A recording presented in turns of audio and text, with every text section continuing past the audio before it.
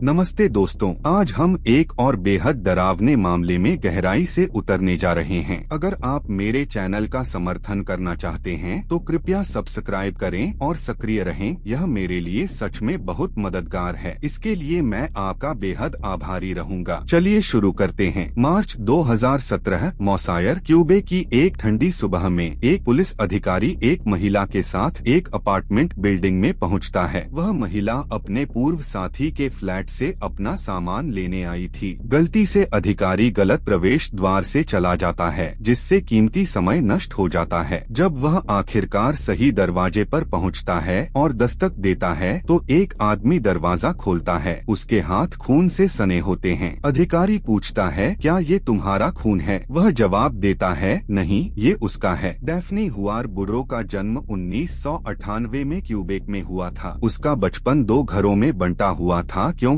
उसके माता पिता के बीच स्कूल के दिनों में ही तलाक हो गया था। दोनों माता पिता उसके जीवन में सक्रिय थे, लेकिन डैफ्नी ने जल्दी ही यह सीख लिया था कि स्थिरता उसे खुद ही बनानी होगी। डैफ्नी बचपन से ही अनुकूलन में माहिर थी। वह लोगों के बीच शांति बनाए रखने के लिए कूटनीतिक व्यवहार करती थी। वह अक्सर यह कहती थी कि वह मनोविज्ञान के क्षेत्र में काम करना चाहती है, ताकि चुनौतियों का सामना कर रहे लोगों की मदद कर सके। उसका कोई ठोस योजना नहीं था, बल्कि एक आंतरिक पुकार थी, जिसमें वह यकीन करती थी कि एक छोटा सा दयालु कार्य भी किसी के जीवन में बड़ा बदलाव ला सकता है। उसके सपने कभी कभी आदर्शवादी लगते थे, शायद बच्चों जैसे, लेकिन उनमें एक दुर्लभ विश्वास था जो किशोरों में कम ही देखने को मिलता है। 18 वर्ष की उम्र तक वह हाई स्कूल से स्नातक हो चुकी थी और स्वतंत्र जीवन की तैयारी कर रही थी। उसके पास एक पार्ट टाइम नौकरी भी थी, ताकि वह आर्थिक रूप से स्वतंत्र महसूस कर सके। बाहर से वह आत्मविश्वासी लगती थी, लेकिन उसके करीब रहने वाले जानते थे कि वह भावनात्मक रूप से नाजुक है। डैफ्नी भावनात्मक दबाव में जल्दी टूट जाती थी। उसे सीमाएं तय करना नहीं आता था, खासकर तब जब सामने वाला व्यक्ति उसे जरूरतमंद लगे। सहानुभूति, करुणा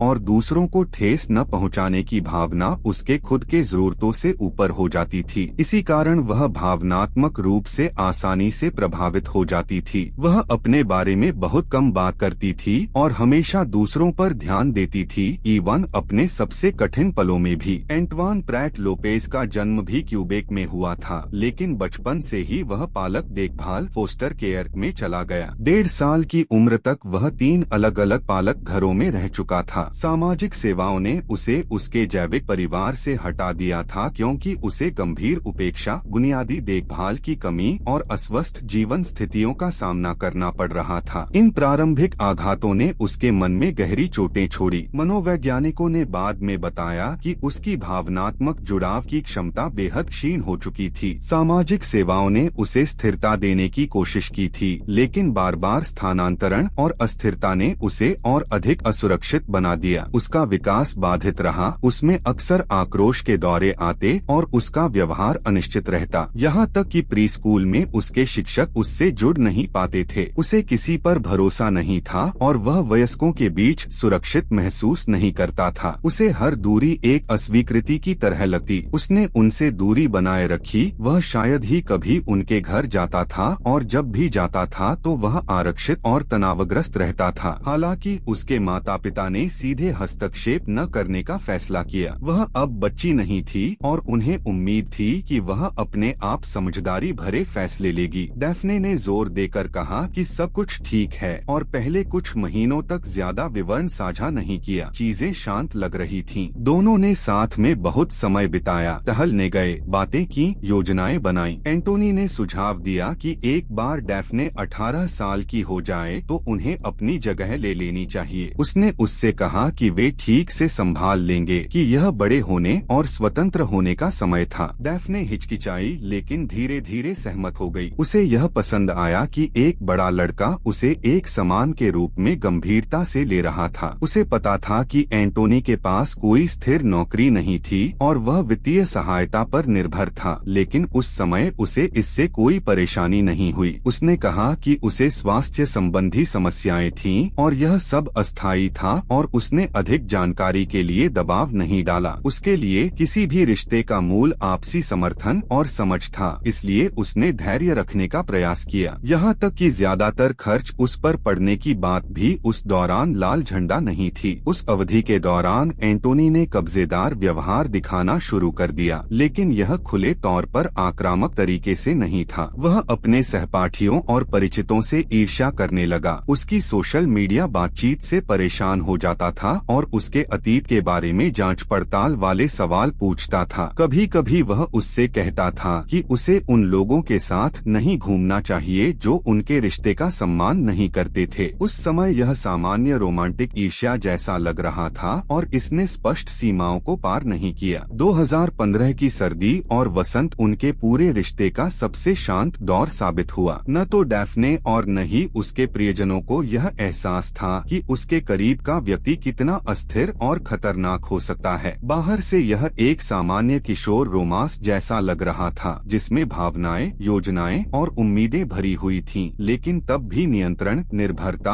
और धुंधली व्यक्तिगत सीमाओं के लिए आधारशिला रखी जा रही थी। डैफ्ने ने यह नहीं देखा कि उसकी स्वतंत्रता धीरे धीरे अपने साथी के मूड और प्रतिक्रियाओं के अनुसार लगातार समायोजित होने की आवश्यकता से कैसे बदल रही थी। महीने दर महीने उसने अधिक समझौता किया, अपनी खुद की इच्छाओं को एक तरफ धकेल दिया और धैर्य, समझ और आत्मबलिदान के साथ प्यार को जोड़ना शुरू कर दिया। जब तक उसे लगा कि यह उसकी अपनी पसंद थी, कुछ मजबूर नहीं किया गया था, किसी ने खतरा नहीं देखा। जब डैफ्ने 18 साल की हुई तो वह और एंटोनी एक किराए के अपार्टमेंट में चले गए। उसके माता पिता इस फैसले से असहज थे, लेकिन उसके स्वायत्तता का सम्मान करने की कोशिश की। वह जगह उसके गृहनगर के करीब थी, जिससे उन्हें निगरानी और निकटता का भ्रम हुआ। डैफ्ने खुद को और दूसरों को यह साबित करना चाहती थी कि वह एक वयस्क की तरह रह सकती है, अपनी जिंदगी संभाल सकती है और एक वास्तविक रिश्ता बना सकती है। लेकिन रोजमर्रा की वास्तविकता ने जल्दी ही यह उजागर कर दिया कि क्या छिपा हुआ था। एंटोनी के साथ रहना तनावपूर्ण था। वह काम नहीं कर रहा था और न ही पढ़ रहा था और अपना अधिकांश समय घर पर बिताता था। इससे उसकी चिड़चिड़ापन और ईर्ष्या और बढ़ गई। उसने अधिक ध्यान देने की मांग की। वह किससे? वह इतनी छोटी थी कि प्यार को भावनात्मक निर्भरता से, लगाव को दायित्व से पूरी तरह से अलग नहीं कर पाती थी। उसके माता पिता ने उसे वापस न जाने के लिए राजी करने की कोशिश की, लेकिन उन्होंने बहुत ज्यादा दबाव नहीं डाला। वे कानूनी रूप से उसे फिर से जुड़ने से रोक नहीं सकते थे और कोमल तर काम नहीं कर रहे थे। अपने अपार्टमेंट में हुई घटना के बाद डैफ्ने ने दूरी बनाए रखने की कोशिश की। वह अपने माता पिता के घर पर रही, अपनी दिनचर्या फिर से शुरू की, लेकिन एंटोनी संपर्क करता रहा। वह समानांतर रूप से संबंध फिर से बनाने की कोशिश करता रहा। एंटोनी ने उसे फिर से अलग करने की कोशिश शुरू कर दी। उसने दावा किया कि उसके परिवार और दोस्तों ने उसे उसके खिलाफ कर दिया था, कि वे यह नहीं समझते थे कि वह वास्तव में कितना कमजोर था। उसने उसकी करुणा की अपील की, यह कहते हुए कि वह थेरेपी लेगा, काम ढूंढेगा, हमेशा के लिए बदल जाएगा। उसने एक आखिरी मौका मांगा, चीजों को सही करने का एक अंतिम अवसर। डैफ्ने जैसे व्यक्ति के लिए जो हमेशा लोगों की क्षमता में विश्वास करना चाहती थी, उसके शब्द सच्चे लग रहे थे। वह यह विश्वास नहीं करना चाहती थी कि जिस व्यक्ति पर उसने कभी भरोसा किया था वह बड़ा नहीं हो सकता। जब वह उसके पास वापस गई तो उसे उम्मीद थी कि वे संतुलन फिर से हासिल कर सकते हैं, लेकिन स्थिति नहीं बदली थी। शांत अवधि कम समय तक चली, जल्दी ही ईर्ष्या और नियंत्रण से बदल गई। वह उसके संदेशों की जांच करता रहा, देखभाल के बहाने उसके हर कदम के लिए स्पष्टीकरण की मांग करता रहा, उसकी बातचीत को सीमित करता रहा, उसके रूप की आलोचना करता रहा और उसके दैनिक निर्णयों को नियंत्रित करने की कोशिश करता रहा। भावनात्मक रोलर कोस्टर जारी रहा। एक दिन हताश स्नेह से भरा, अगले दिन किसी भी स्वतंत्रता के प्रदर्शन पर नाराजगी से भरा। डैफ्ने तेजी से शांत होती गई। उसने संघर्ष को उकसाना बंद कर दिया, भविष्य के बारे में बात करना बंद कर दिया। उसका आत्मविश्वास खत्म हो गया। उसने अब किसी के साथ अपनी परेशानियों को साझा नहीं किया। वह आरक्षित वापस ली गई हो गई। उसे डर था कि एक और ब्रेकअप त्रासदी का कारण बन सकता है, लेकिन यह भी महसूस किया कि यह रिश्ता चुपचाप उसके आत्मबोध को नष्ट कर रहा था। एंटोनी ने महसूस किया कि वह नियंत्रण फिर से हासिल कर रहा था, लेकिन इस बार यह आक्रामकता के माध्यम से नहीं था, यह भावनात्मक निर्भरता के माध्यम से था। उसका दबाव निरंतर हो गया, हालांकि कम स्पष्ट। जब भी डैफ्ने खुद को मुखर करने करने की कोशिश करती थी तो वह अपराध बोध, चुप्पी, विश्वासघात के आरोपों का इस्तेमाल करता था। वह उसे यह महसूस कराता था कि उसके बिना वह जीवित नहीं रह सकता, कि अगर वह चली गई तो कुछ अपरिवर्तनीय हो जाएगा। इसने एक दुष्चक्र बनाया। इन स्थितियों में डैफ्ने अब स्थिति को स्पष्ट रूप से नहीं देख सकती थी। वह लगातार तनाव की स्थिति में रहती थी, पूरी तरह से यह विश्वास करने में असमर्थ थी कि वह उसके लिए गंभीर परिणामों के बिना दूर जा सकती है। किसी को बचाने के उसके प्रयास ने धीरे धीरे उसे अपने जीवन पर नियंत्रण से वंचित कर दिया था। मार्च 2017 में डैफ्ने ने एंटोनी के साथ अपने रिश्ते को खत्म करने का अंतिम फैसला किया। कोई बहस नहीं हुई, कोई नाटकीय टकराव नहीं हुआ। उसने यह नहीं बताया कि वह क्यों जा रही थी। उसने पहले ही कई बार फिर से शुरुआत करने की कोशिश की थी। इस बार उसने चुपचाप अपना सामान पैक किया और उनके साझा अपार्टमेंट से चली गई। अगले कुछ दिनों तक वह बारी बारी से अपनी माँ और पिता के साथ रही। उसके माता पिता अलग थे, जिससे उसे स्थान बदलने और एक जगह पर बहुत देर तक रहने से बचने की सुविधा मिली। एंटोनी ने ब्रेकअप को अंतिम रूप से स्वीकार नहीं किया। उसने इसे केवल एक और अस्थायी दूरी के रूप में देखा। वह उसे हर दिन मैसेज करता रहा। उसके संदेश अलग अलग थे, कुछ याचना भरे थे तो कुछ आरोप लगाने वाले। उसने फोन किया लेकिन डैफ्ने ने जवाब नहीं दिया। तभी उसने उसके माता पिता से संपर्क करना शुरू कर दिया। उसने उसकी माँ को मैसेज किया और पूछा कि डैफ्ने कहाँ है। उसे कोई जवाब नहीं मिला। फिर उसने दोस्तों और परिचितों से संपर्क करना शुरू कर दिया। यह पता लगाने की कोशिश कर रहा था कि वह किसके साथ रह रही होगी। उसने अपनी सोशल मीडिया गतिविधि देखी, यह जांच रहा था कि वह ऑनलाइन थी या नहीं। उस तक पहुंचने के उसके प्रयास तेजी से जुनूनी होते गए। डैफ्ने ने अपना फोन बंद कर दिया। उसे पता था कि एंटोनी से कोई भी संपर्क पीछे की ओर एक कदम होगा। जवाब में उसने दूसरों के माध्यम से कार्य करना शुरू कर दिया। उसने दोस्तों से अपने माता पिता के घरों के पास से गाड़ी चलाने और उसकी कार ढूंढने के लिए कहा। उसने उसे देखने के बहाने ढूंढे, कुछ भी जो एक आकस्मिक मुलाकात का मौका बना सके। उसके लिए उसकी चुप्पी कोई अस्वीकृति नहीं थी, यह बस आगे बढ़ने के लिए एक और बाधा थी। उसी समय एंटोनी को पता चला कि डैफ्ने किसी और एलेक्सिस से मिलने लगी थी। उसे ज्यादा विवरण नहीं पता था, लेकिन केवल यह विचार ही भावनाओं का तूफान पैदा कर गया। उसने खुद को परित्यक्त, अपमानित और धोखा दिया हुआ महसूस किया। ऐसा नहीं था कि वह चली गई थी, बल्कि यह था कि उसने उसे बदल दिया था। वह इसे उसके व्यक्तिगत फैसले के रूप में संसाधित नहीं कर सका। उसके लिए यह एक व्यक्तिगत अपमान जैसा लगा। उसकी भावनात्मक स्थिति तेजी से अस्थिर होती गई। खुद को व्यक्त करने के प्रयास में एंटोनी ने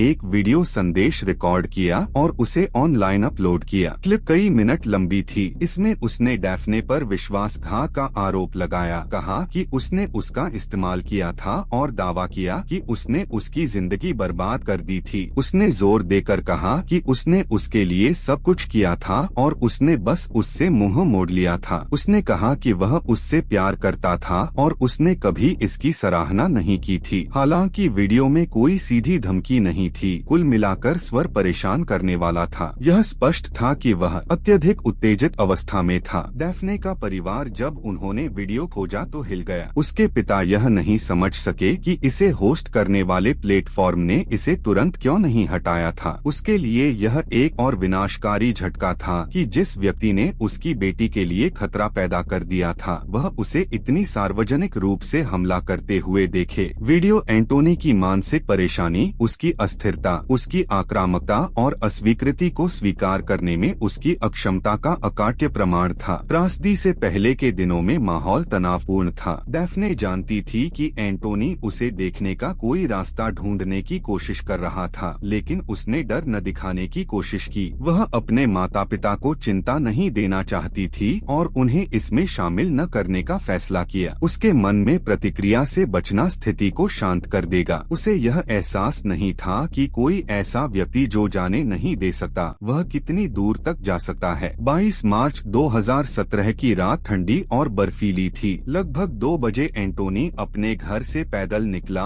और डैफ्ने के पिता के घर की ओर चला गया। उसके पास कार नहीं थी, इसलिए बर्फ से ढकी सड़कों पर बर्फीले तापमान में चलने में उसे लगभग 2 घंटे लगे। यह कोई अनायास कार्य नहीं था। वह जानता था कि डैफ्ने अस्थायी रूप से अपने पिता के यहाँ रुकी हुई थी और सुबह जल्दी काम के लिए निकलेगी। यह सब योजनाबद्ध था। लगभग 3:45 बजे वह किसी को अपनी उपस्थिति का आभास दिए बिना घर पर पहुंचा। वह ड्राइववे में खड़ी एक कार के अंदर छिप गया। यह डैफ्ने की अपनी गाड़ी नहीं थी, यह उसकी माँ की थी, जिसने अपनी कार मरम्मत में होने के कारण उसे उधार दी थी। एंटोनी जानता था कि यह वही कार थी जिसे डैफ्ने उस छोटी किराने की दुकान पर काम करने के लिए ले जाएगी जहां वह अंशकालिक काम करती थी। उसका लक्ष्य उसका इंतजार करना और बातचीत के लिए मजबूर करना था। लगभग 4:30 बजे डैफ्ने चुपचाप घर से निकली। जैसे ही वह कार के पास पहुंची, उसने एंटोनी को पिछली सीट पर बैठे देखा। वह जाने की कोशिश नहीं कर रहा था। उसने जोर देकर कहा कि उन्हें चीजों पर बात करने की जरूरत है। अचानक पकड़ी गई। डैफ्ने ने शुरू में उसे शांति से बाहर निकलने के लिए कहा। उसने मना कर दिया। समय कम होने और कोई हंगामा न करने की इच्छा के कारण वह ड्राइवर की सीट पर बैठ गई और बिना किसी टकराव के उसे अपने साथ ले गई। हालांकि उसने उसे धमकी नहीं दी या खुले तौर पर शत्रुतापूर्ण व्यवहार नहीं किया। उसकी उपस्थिति ही दबाव का एक कार्य थी। जब वे उसके कार्यस्थल पर पहुंचे तो डैफ्ने बाहर निकली और दुकान के अंदर चली गई। एंटोनी उसके पीछे पीछे गया। उसके सहकर्मियों ने तुरंत उसके व्यवहार को तनावपूर्ण, चौकस, उसे अकेला छोड़ने को तैयार न होने वाला देखा। स्थिति अजीब लग रही थी। चिंतित होकर उन्होंने आपातकालीन सेवाओं से संपर्क करने का फैसला किया। जब पुलिस पहुंची तो उन्होंने उसके लगातार व्यवहार को दर्ज किया। अधिकारियों ने उसे एक तरफ खींचकर उससे बात करने में कामयाबी हासिल की। वह आक्रामक नहीं था, लेकिन वह स्पष्ट रूप से भावनात्मक रूप से अस्थिर था। डैफ्ने ने रिपोर्ट दर्ज करने से इनकार कर दिया। उसने अधिकारियों से कहा कि वह एंटोनी से नहीं डरती थी, कि उसने धमकी नहीं दी थी या हिंसक व्यवहार नहीं किया था। उसने जोर देकर कहा कि सब कुछ नियंत्रण में था और उनसे आगे कोई कार्रवाई न करने के लिए कहा। कानून प्रवर्तन ने एंटोनी को मौखिक चेतावनी दी। उसने एक टैक्सी बुलाई और संपत्ति छोड़ दी। घटना और आगे नहीं बढ़ी। तकनीकी रूप से उसने कोई कानून नहीं तोड़ा था। उसके बाद डैफ्ने थकी हुई लग रही थी, लेकिन उसने भावनाओं को न दिखाने की कोशिश की। वह काम पर बनी रही, अपने कर्तव्यों को पूरा किया और सहकर्मियों या परिवार के साथ क्या हुआ इस पर चर्चा नहीं की। आंतरिक रूप से उसे उम्मीद थी कि यह खत्म हो गया था। उसे लगा कि यह एक और प्रकरण था, एक पूर्व साथी से भावनाओं का एक और उछाल जो आखिरकार आगे बढ़ जाएगा। उसने इसे खतरनाक नहीं देखा। उसे धमकी महसूस नहीं हुई, केवल थकावट हुई। भूलना चाहती थी। उस समय डैफ्ने के आसपास कोई भी यह अनुमान नहीं लगा सकता था कि यह केवल किसी के व्यक्तिगत सीमाओं को पार करने का मामला नहीं था। यह एंटोनी द्वारा तैयारी के रूप में देखे गए कार्यों, कदमों की एक सुनियोजित श्रृंखला का हिस्सा था। वह आगे नहीं बढ़ा था, उसने जाने नहीं दिया था, वह इंतजार कर रहा था। यह एंटोनी द्वारा तैयारी के रूप में देखे गए कार्यों, कदमों की एक सुनियोजित श्रृंखला थी। वह आगे नहीं बढ़ा था, उसने जाने नहीं दिया था, वह अगले अवसर की प्रतीक्षा कर रहा था। दूसरी ओर डैफ्ने ने शांत बचाव की रणनीति अपनाई। उसे विश्वास था कि जवाब न देकर या शामिल न होकर वह आगे बढ़ने से रोक सकती है। उसे यह एहसास नहीं था कि एंटोनी पहले ही अपना मन बना चुका था। अगले दिन डैफ्ने ने अपने सामान लेने के लिए एंटोनी के अपार्टमेंट में जाने का फैसला किया। उसकी मुख्य चिंता उन पालतू जानवरों के लिए थी जिन्हें उनके अंतिम ब्रेकअप के बाद पीछे छोड़ दिया गया था। उसे डर था कि वह गुस्से या हताशा में उन्हें नुकसान पहुंचा सकता है। उसे विशेष रूप से अपने 2 साथियों, एक बिल्ली और कई छिपकलियों की चिंता थी। उसने अपने परिजनों से अपनी चिंता नहीं छिपाई और खुले तौर पर स्वीकार किया कि उसे डर था कि वह जानवरों को बाहर फेंक सकता है या उन्हें नेग्लिजेंट कर सकता है। जाने से पहले डैफ्ने स्थानीय पुलिस स्टेशन पर रुकी। उसने अधिकारियों को अपने पूर्व के अपार्टमेंट में अपनी नियोजित यात्रा के बारे में बताया और यह स्पष्ट कर दिया कि वह सुरक्षित महसूस नहीं कर रही थी। उस समय तक एंटोनी पहले से ही कानून प्रवर्तन के लिए जाना जाता था। जिस अधिकारी से उसने बात की, उसने उसे अकेले वापस न जाने की दृढ़ता से सलाह दी। एहतियात के तौर पर एक महिला अधिकारी को चुपचाप एक अलग वाहन में पीछे से पीछा करने के लिए सौंपा गया था, जो हस्तक्षेप करने के लिए पर्याप्त करीब थी, लेकिन ध्यान आकर्षित न करने के लिए पर्याप्त दूर थी। दोपहर के आसपास डैफ्ने इमारत में पहुंची। हालांकि अधिकारी ने एक महत्वपूर्ण गलती की, वह परिसर के गलत हिस्से में प्रवेश कर कर गई। उसे पते को दोबारा जांचने और सही प्रवेश द्वार और मंजिल खोजने में कई मिनट लग गए। वे कुछ मिनट घातक साबित हुए। जब वह अपार्टमेंट के दरवाजे पर पहुंची तो वहां खामोशी थी। उसने खटखटाया, पहले कोई जवाब नहीं आया। फिर शीशे के पीछे एक छाया हिली और एक आदमी की आवाज ने कहा, मुझे गिरफ्तार कर लो। एंटोनी ने दरवाजा खोला। उसके हाथ खून से सने हुए थे। शांति से उसने उन्हें उठाया और अधिकारी से कहा, यह मेरा खून नहीं है। उसने विरोध नहीं किया और सभी निर्देशों का पालन किया। अधिकारी ने तुरंत बैकअप और आपातकालीन सेवाओं को बुलाया और फिर अपार्टमेंट में प्रवेश किया। अंदर सब शांत था। सीढ़ी के पास उसे एक शव मिला। डैफ्ने फर्श पर पड़ी थी। चिकित्सीय सहायता की अब आवश्यकता नहीं थी। यह स्पष्ट था कि वह पहले ही गुजर चुकी थी। बाद में फॉरेंसिक विश्लेषण से पता चला कि डैफ्ने को 15 चाकू के घाव लगे थे, मुख्य रूप से सीने और गर्दन पर। उसका गला भी काट दिया गया था। एक घाव अपने आप में घातक था, जबकि अन्य ने हमलावर से अत्यधिक भावनात्मक उत्तेजना का सुझाव दिया। सब कुछ एक अचानक भावनात्मक प्रकोप और अनियंत्रित क्रोध की ओर इशारा कर रहा था। देरी, इमारत के प्रवेश द्वार के साथ हुई गलती, इनमें से प्रत्येक कारक एक दुखद क्रम का हिस्सा था। तकनीकी रूप से कानून प्रवर्तन ने प्रोटोकॉल का पालन किया था, लेकिन इस मामले ने एक कठोर सच्चाई को रेखांकित किया। किसी संभावित खतरनाक व्यक्ति से निपटने के दौरान एक छोटी सी देरी भी जान ले सकती है। अपराध स्थल ने जो हुआ था उसकी प्रकृति के बारे में कोई संदेह नहीं छोड़ा। अपार्टमेंट के कई क्षेत्रों में खून पाया गया था। एक मेज के पैर पर हथेली के निशान और प्रवेश द्वार के पास जूते के निशान थे। अपराधी ने सबूतों को छिपाने या डकैती का मंचन करने का कोई प्रयास नहीं किया था। सब कुछ एक जानबूझकर व्यक्तिगत हमले की ओर इशारा कर रहा था, जो अत्यधिक भावनात्मक उत्तेजना की स्थिति में किया गया था। एंटोनी को तुरंत हिरासत में ले लिया गया। थाने में उसने जो किया था उसे स्वीकार कर लिया। उसने इस कृत्य से इनकार नहीं किया और न ही इसे सही ठहराने की कोशिश की। उसने बस इतना कहा कि उसने एक सीमा पार कर ली थी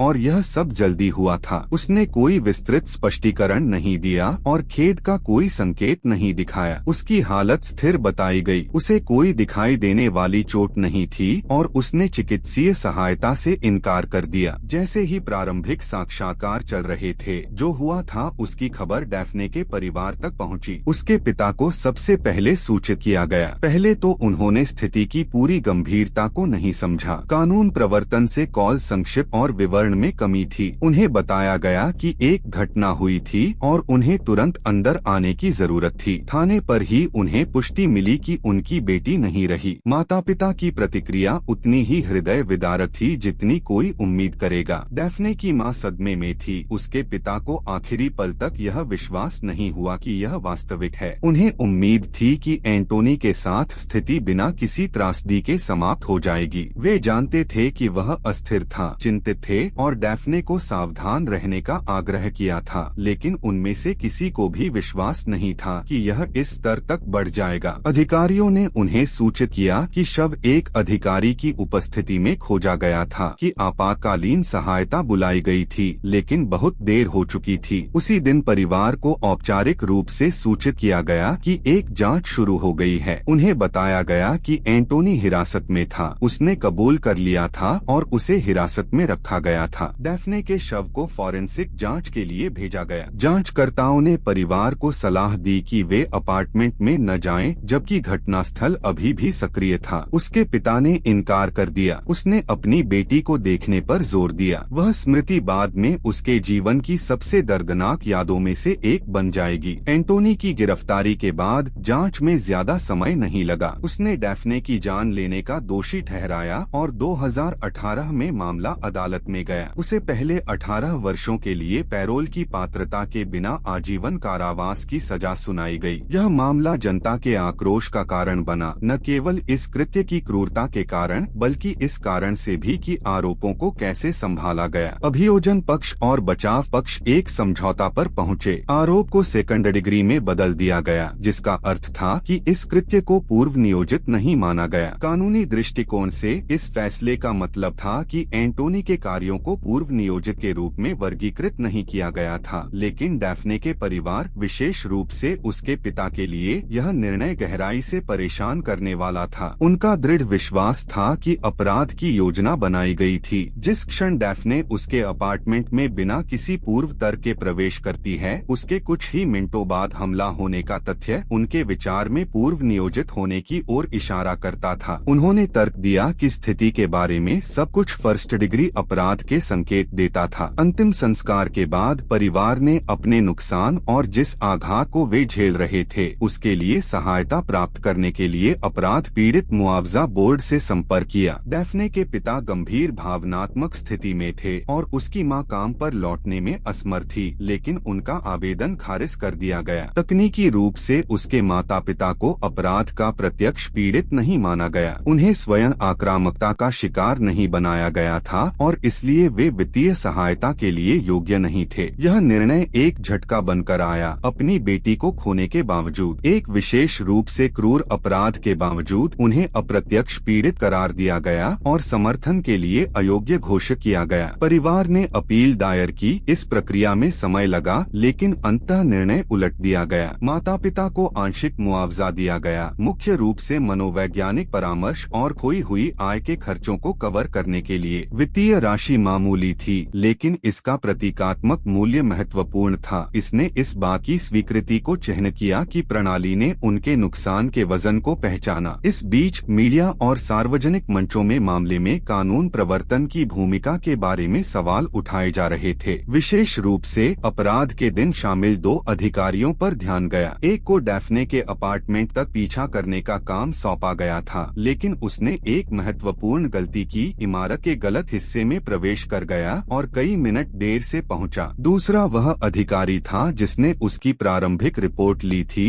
और पूर्ण संगत की दृढ़ता से सलाह देने में विफल रहा था। दोनों अधिकारियों को बाद में आंतरिक नैतिकता समीक्षा का सामना करना पड़ा। हालांकि आधिकारिक तौर पर कोई अनुशासनात्मक कार्रवाई नहीं की गई, उनका आचरण प्रक्रिया का उल्लंघन नहीं करता था। डैफ्ने के पिता के लिए यह एक विनाशकारी झटका था। उन्होंने खुले तौर पर आलोचना की जिसे उन्होंने खतरे को पहचानने में विफलता के रूप में देखा। उनके विचार में एंटोनी के भावनात्मक अस्थिरता और धमकी भरे व्यवहार का इतिहास, विशेष रूप से निगरानी की घटनाओं, खतरनाक संदेशों और उसके कार्यस्थल पर टकराव के बाद कहीं अधिक गंभीरता से लिया जाना चाहिए था। उनका मानना था कि पुलिस पहले हस्तक्षेप कर सकती थी और शायद त्रासदी को रोका जा सकता था। साल बीत गए, लेकिन डैफ्ने के परिवार को यह महसूस होता रहा कि सिस्टम ने उन्हें निराश किया था। उन्होंने न केवल अपनी बेटी को खोने का दुख झेला था, बल्कि उन्हें इस बात की पहचान के लिए लड़ने के लिए मजबूर किया गया था कि वह संयोग का नहीं, बल्कि टाले जा सकने वाले बढ़ोतरी का शिकार थी। सिस्टम का कोई भी हिस्सा, न तो पुलिस, न अभियोजक, न ही सामाजिक सेवाएं समय पर हस्तक्षेप नहीं कर पाया था और बाद में किसी ने भी जवाबदेही स्वीकार नहीं की। डैफ्ने का मामला क्यूबेक में एक परिभाषित उदाहरण बन गया कि कैसे मनोवैज्ञानिक आक्रामकता और सीधे खतरे के बीच की रेखा को खतरनाक रूप से अनदेखा किया जा सकता है और कैसे हिचकिचाहट, लालफीताशाही और तात्कालिकता की कमी जान ले सकती है। देखने के लिए आप सभी का धन्यवाद। आपका समर्थन मेरे लिए बहुत मायने रखता है और आप लाइक बटन दबाकर, टिप्पणी छोड़कर और इस वीडियो को साझा करके मेरे चैनल को बढ़ने में मदद कर सकते हैं। आपकी सहभागिता वास्तव में एक अंतर लाती है। जल्द ही मिलते हैं।